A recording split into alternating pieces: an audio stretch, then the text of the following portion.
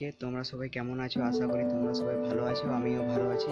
আজকের এই ভিডিওটা তাদের জন্য যারা 2026 সালে কঠোর পরিশ্রম করার পরও যারা সাকসেস হতে পারেনি, তাদের জন্য আজ এই ভিডিও। ভাই, এটা টেনশন নেবার কিছু নেই, তোমার মিষ্টি মুখ করা দরকার।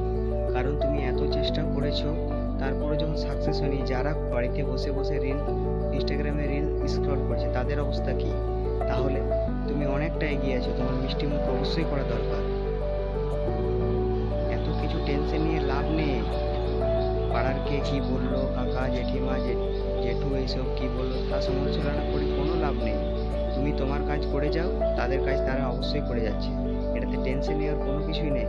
আরে ভাই, সিরিয়াসলি বলছি, ইতিহাস সাক্ষী আছে, যারা কঠোর পরিশ্রম করেছে তারাই সাকসেস হয়েছে। যারা প্রতিনিয়ত যারা বাস খেয়েছে তারাই সাকসেস হয়েছে। এটাতে এত হopeless হওয়ার